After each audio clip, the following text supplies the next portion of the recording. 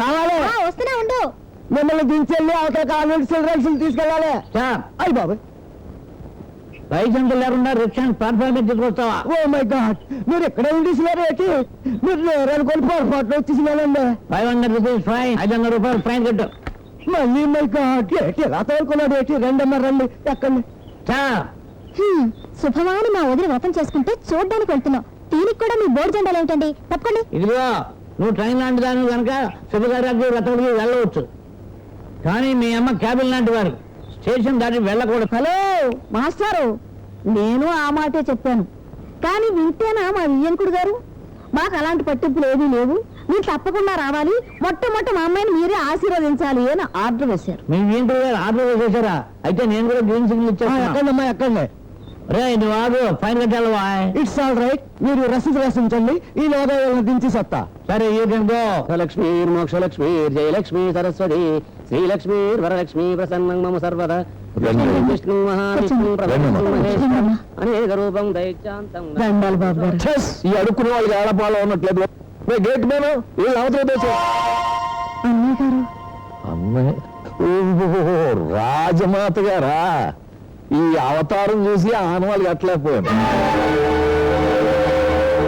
Function గేటమ్మా, ఏ అట్రాసం లేకుండా ఎలాగొచ్చేసారు? అంబారీ అంగురారులు ఎక్కడా, చెలికెత్తులేరు, కిరీటగాలు ఎక్కడా? ఈ నా మాటలు కావమ్మా, మీ యువరాజయ్య గారి మాటలే. అన్నట్టు యువరాజయ్య గారు ఏం చేస్తున్నారమ్మా? కోటలో అంతఃపురంలో రెస్ట్ తీసుకుంటున్నారా, లేకపోతే అతల మీద ఆటలు వేసి వెళ్ళారా?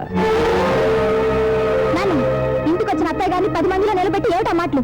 రానని ఎంత చెప్పదా రాక తప్పదన్నారు. దేనికి? ఇంటికి పిలిచి ఇలా అవమానించడానికి. అవమానమా? అది కూడా ఉందా మీ మొఖాలకి? ఉంటే ఎలక్షన్ కట్అవుట్ అంత మగాదుని ఇంట్లో పెట్టుకుని. అన్నయ్య గారు, నా కొడుకుని ఇంకొక మాట అన్నారంటే నీ మర్యాద దక్కదు. ఊరుకో. కొడుకట కొడుకు మోసాలు చేసి గుడ్డో డాసాలేసి బేవార్స్ గా తిరిగి అవారా నా కొడుకు. ఆడు కొడుకు, ఆయన కన్నా నువ్వు గొప్ప తల్లివి. పెళ్లి చేసి పంపించాల్సిన పిల్ల చేత పచ్చళ్ళ నుంచి ఆ సంపాదనతో దున్నపోతులా బతికేవో ఆడు అన్న. ఆడికి సిగ్గు లేకపోయా కన్న తల్లి నీకైనా ఉండడద్దు. నాకే కనుక అలాంటి బోకునా కొడుకుంటే నరికి పోగులెట్టేసి పురుట్లోనే కుక్కెత్తుపోయిందని సంతోషంగా పార్టీ చేసుకున్నాడు.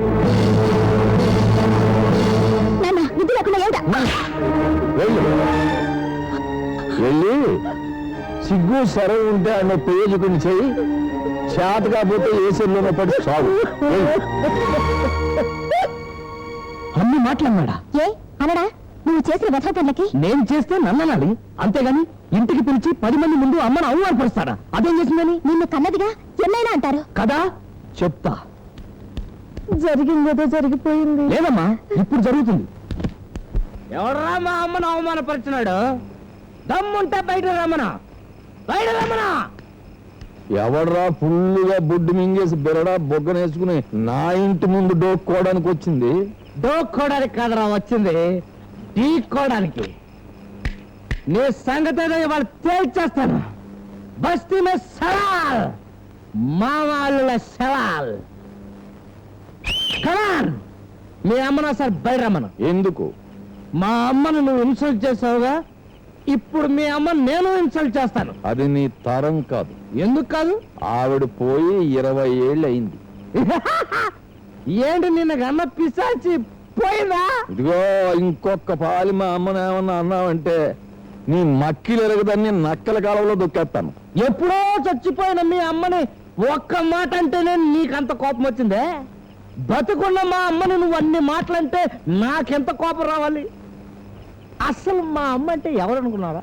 ఎవరనుకున్నావు? అంజలి దేవ లాంటి ధర్మ తల్లి. ఎస్వి రంగారావు లాంటి మా నాన్న చచ్చిపోతే రెక్కలు ముక్కలు చేసుకుని కొవ్వొత్తిలాగా కరిగిపోయి స్టవ్వొత్తిలాగా తరిగిపోయి నన్ను పెంచి పెద్ద చేసి ఎన్టీఆర్ అంత వాడిని చేసింది. అయ్యో, ఏమిటి ఇది? మీరు తాగుతున్నారా? చీది అవలే ముక్కు చేతి. మహానటి సావిత్రిలాగా యాక్ట్ చేయకు. అసలు నువ్వు ఒక ఆడదానివైతే ముక్కామ లాంటి నీ బాబుని మిక్కిలేనుగా భావిస్తావా? ఏమండి? హక్కిలేని నాగేశ్వరం లాంటి భర్తని ఆరు నాగేశ్వరంలా చూస్తావా? ఛై! ఇక నుంచి నీకు నాకు ఎటువంటి సంబంధం లేదు. లాయర్ని అడిగాను, పెళ్ళైన 6 నెలల్లోపు ఒక్కరోజు కూడా సంసారం చేయకపోతే ఆ ఒక్క లూపుహోల్ చాలంట. దేనికండి? నీకు విడాకులు ఇవ్వడానికి. Yes! Yes! నీ బాబు మా అమ్మని ఇంత అవమానపరిచినా కూడా నీ వెంటబడి తిరగడానికి నేనేం చిత్తకార్తి కుక్కరే కాదు. నీతో బ్లడ్ పంచుకుంటే వచ్చే అదృష్టం రాకపోయినా నాకే డబ్బు లేదు. ఆఫ్టర్ 1 year, ఆఫ్టర్ 1 month నేను ఎలాగో కింగ్నే. మెట్లో నిలబడి వెనక నుంచి కింద వేసేస్తావా? దమ్ముంటే ఎదురుగా రావాలి, ఫేస్ టు ఫేస్. అల్లుడు నా సరే, ఈ క్షణం నుంచి నీకు నాకు ఎలాంటి రిలేషన్షిప్ లేదు. I'm not your son in law, you are not my father in law. Let us meet in the court of law. Good bye. Bad bye, worst bye. ఎడాకులిస్తావా? అవును, ఆయన చేసిన తప్పుకు నీ పెళ్ళాన్ని ఎందుకు శిక్షిస్తావు? ఇక్కడ నెంబర్ తిప్పితే అక్కడ రింగ్ అవుతుందని నా పెళ్ళానికి విడాకులు ఇస్తే దెబ్బతో ఆ రొయ్యల నాయుడికి రెమ్మ తిరిగి, కళ్ళు తిరిగి, గిరగిరా తిరిగి నీ కాళ్ళ మీద పడి క్షమాపణ చెప్పుకోవాలి. ఎలా ఉంది నా ప్లాన్? తీసుకోండి కంప్లైంట్. ఇలాగే. ఆ! నువ్వు ఇక్కడికి ఎలా వచ్చావు? నడిచి. కుక్కేవలే పేను. నడిచి కాకపోతే పాక్కుంటూ వస్తుందా? నువ్వు నోర్మై. అమ్మా, దీన్ని ఎక్కడికి ఎందుకు రాంచావు? కట్టుకున్నవాడే శ్రీ మహావిష్ణువు అని నమ్మి కట్టుబట్టలతో వచ్చిన లక్ష్మిని పొమ్మన్నా నువ్వు అవునన్నా కాదన్నా అది ఇంటి కోడలు. నువ్వు దాన్ని కోడలుగా ఒప్పుకున్నా, నేను దాని పెళ్ళంగా ఒప్పుకోవట్లేదు. వాడి మాటలకేం గాని నువ్వు లోపలికి వెళ్ళము. నువ్వు రావే. ఎక్కడికి? భక్త ప్రహ్లాద సినిమా. ఆ? రండి, పక్క ఎక్కడ వేసుకుందా? లోపల బయట? నువ్వు లోపల వేసుకో, నేను బయట వేసుకుంటాను.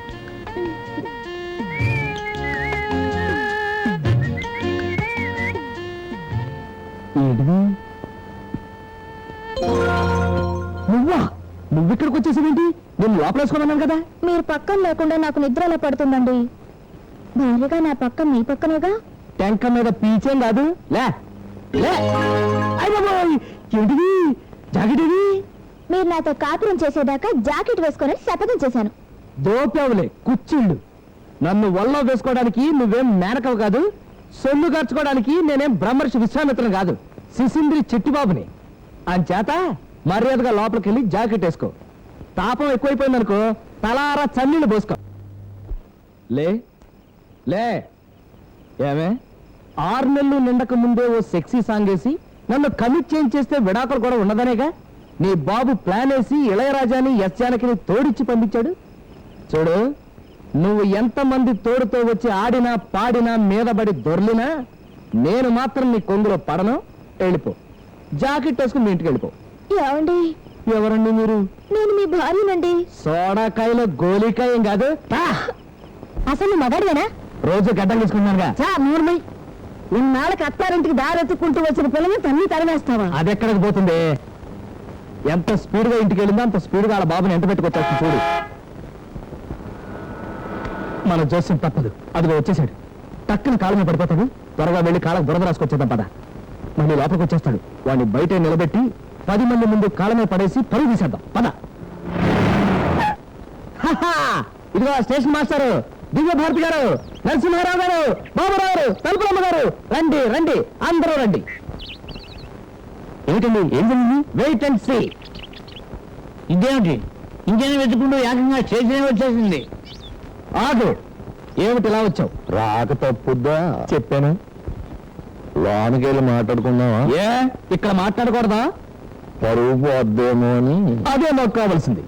అదే నీ డెసిషన్ అయితే ఇదిగో చదువుకో పత్రం. ఏంటి, క్షమాపణ పత్రమా? చదువుకుంటే తెలుస్తుంది. ఏ, చదవచ్చుగా. ఓహో, మనకు చదువురాదు కదా, నిశాని కదా. నిశానియే, రాయడం కాదు కానీ చదవడం వచ్చు, నేర్చుకున్నాం. అయితే చదువుకో, వీని జారి పడతాం. అంగీరస నామ సంవత్సర జ్యేష్ఠ శుద్ధ పౌర్ణమి బుధవారం నాడు గోదావరి గంగరాజు అనే శ్రీ రొయ్యల నాయుడు. ఛై! ఈ వయసులో మీకు మళ్ళీ పెళ్ళే? పెళ్లి నాకు కాదు, నా కూతురికి. నీ కూతురుగా పెళ్ళా? నా కోడలికి పెళ్ళా? ఏంటిది? నేను చచ్చాననుకున్నావా? విడాకులు ఇచ్చేసావుగా. అందుకని నువ్వు వేరే పెళ్ళాకులు వేస్తావా? అది చాలదంటూ కింద అభినందనలతో అటుకుల చిట్టుబాబు నా పేరేసి బ్రాకెట్ లో మాజీ భర్త అని బిరుదిస్తావా? ఎంత ధైర్యం! అసలు నేను బతికుండగా నా పెళ్ళానికి ఇంకో పెళ్లి చేసే హక్కు నీకెక్కడిది? ఇంకో పారి దాన్ని పెళ్ళామన్నావంటే బళ్ళు ఉచ్చు పొడిచేసి కుళ్ళు కాలంలో మారేస్తాను. విడాకులు ఇచ్చేసావు, అయినా సిగ్గిడిసి నా కూతుర్ని ఇంటికి పంపితే దాన్ని మెడట్టు గెట్టేశావు. ఇంకా దాన్ని పెళ్ళని పిలిచే హక్కు నీకెక్కడిది? నిజమే, నువ్వు రిజర్వేషన్ చేయించుకున్నా ఆ బండి ఎక్కకుండా టికెట్ క్యాన్సిల్ చేసుకున్నావు. నువ్వు వదిలేసుకున్న భర్తని వేరే వాళ్ళకి ఇచ్చే అధికారం టీటీకి ఉంది. ఏసావులే బొగ్గు. బెర్త్ భార్య ఒకటేనా? బెర్త్ ప్యాసింజర్ ప్రాపర్టీ, భార్య నా పర్సనల్ ప్రాపర్టీ. అన్నయ్య గారు, ఇది మన రెండు కుటుంబాల పరువు మర్యాదలకి సంబంధించిన విషయం. కొంచెం కన్సెషన్ కావాలా అక్కయ్య గారు? సరే, వచ్చే నెల 28న మా అమ్మాయి పెళ్లి. ఈలోగా మీ ఓడు జమకట్టవలసిన సొమ్ము జమకట్టేస్తే ఏది ముహూర్తానికి 1 నిమిషం ముందు జమకట్టినా సరే నా కూతురు మీ కోళ్ళైపోద్ది, లేదా శుభయాత్ర ప్రకారం పెళ్లి జరిగిపోద్ది. అదండి విషయం. వీళ్ళు పనులు చూసుకోండి. చెస్ కాళ్ళగా బాడేంటి, కడిగేసుకో, గచ్చిపోవడం.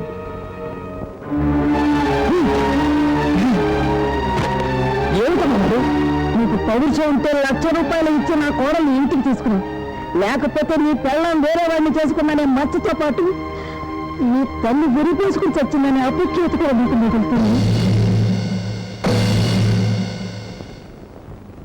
ఏంటమ్మా పిలిచారు? ఈ 1,00,000 రూపాయలు చెక్కు తీసుకెళ్లి చిట్టుబాబు గారికి ఇచ్చి రావాలి. నాన్నగారికి తెలిస్తే ప్రమాదం అని తెలుసు, అందుకే చెప్పుకో. ఈ హెల్ప్ చేసి పెడితే నీ పేరు చెప్పి ఫ్యామిలీ చేసుకుంటాను. చేసుకోండి అమ్మా, నేను ఎలాగో చేసుకోలేకపోతున్నాను. మిమ్మల్ని చూసేనా సంతోషిస్తాను.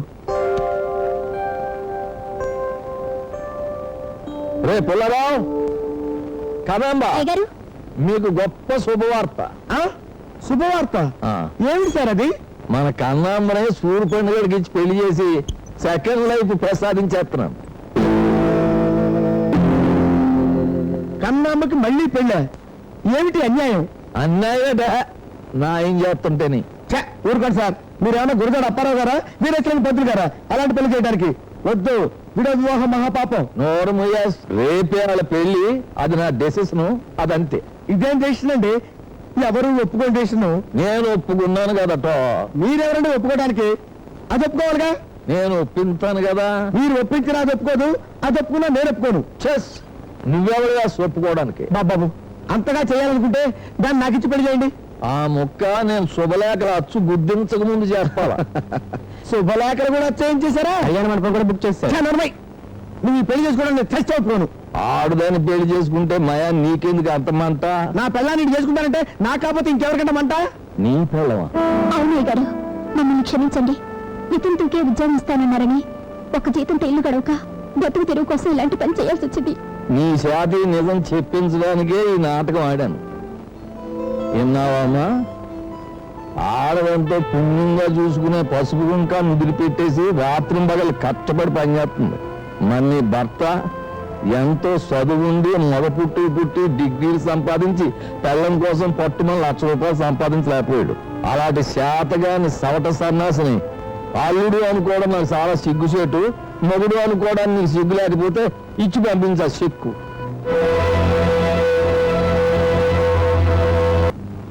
అంతా బాగుంది. 100కి 100 మార్కులు తెచ్చుకున్నది నువ్వు ఒక్కడే. Thank you sir. అయితే నాకు ఉద్యోగం వచ్చేసినట్టేనే? ఖచ్చితంగా రానట్టే. అదేమిటి సార్? వెనక్కితే నీ ఏజ్ బారైపోయింది. 6 నెలల క్రితం జనరల్ మేనేజర్ ఉద్యోగం ఇస్తానంటే పోజు కొట్టి వద్దు పొమ్మన్నావు. ఇప్పుడు క్లర్క్ ఉద్యోగం కావాలా? క్లర్కే కాదు, అంతకంటే తక్కువ ఉద్యోగం ఇచ్చినా సరే చేస్తాను sir. After 1 year will be king. అది కాదు సభ.